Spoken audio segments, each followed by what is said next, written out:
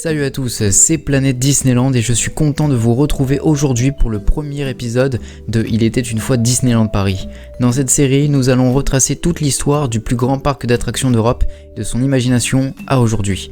Comme vous avez pu le lire dans le titre, aujourd'hui on va parler de ce qu'il s'est passé de 1983 à 1992.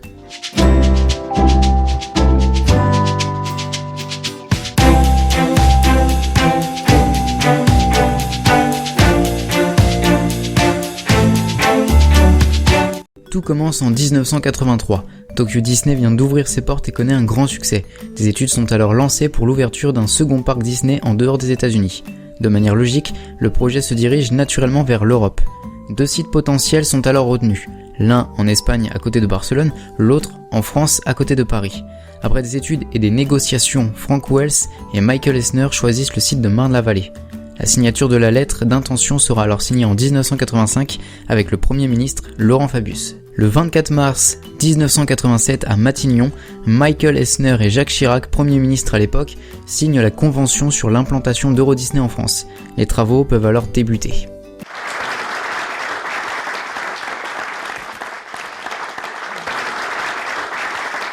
En août 1988, les travaux de terrassement commencent. L'engouement est si grand qu'on parle déjà de construire les MGM Studios Europe. En 1989, les travaux de voies de communication, c'est-à-dire l'extension de l'autoroute A4, l'extension du RER A ainsi que la construction de la gare SNCF. Le 6 novembre 1989, Euro Disney SCA rentre en bourse. Michael Eisner et Mickey font le déplacement mais seront accueillis par des tomates et des œufs lancés par des membres de Jeunesse communiste. Le 6 décembre 1990, l'espace Euro Disney situé à Cerris ouvre ses portes pour y découvrir les maquettes et les costumes. Le 12 avril 1991 a lieu l'inauguration de la dernière année de travaux. Le 12 octobre 1991, le château est révélé à la presse.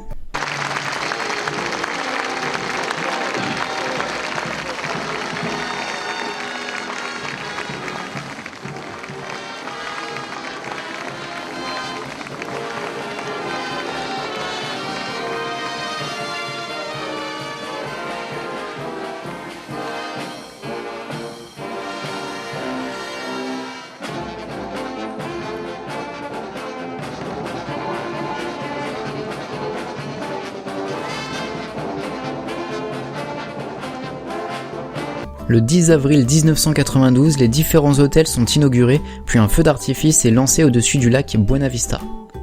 Le 11 avril 1992 a lieu le gala d'inauguration, regroupant 10 000 invités, entre autres Eddie Murphy, George Lucas, Michael J. Fox ou Tina Turner, et il est d'ailleurs retransmis en Mondiovision avec une audience estimée à 100 millions de téléspectateurs. Et maintenant, je déclare Euro Disney officiellement ouvert.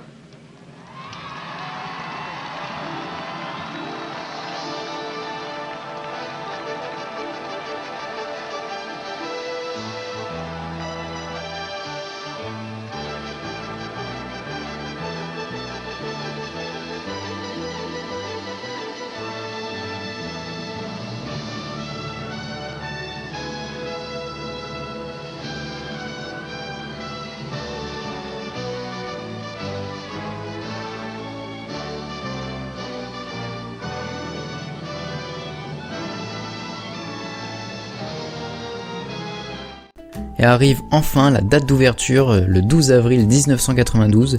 Michael Eisner, Roy Disney et Robert Fitzpatrick sont les maîtres de cérémonie.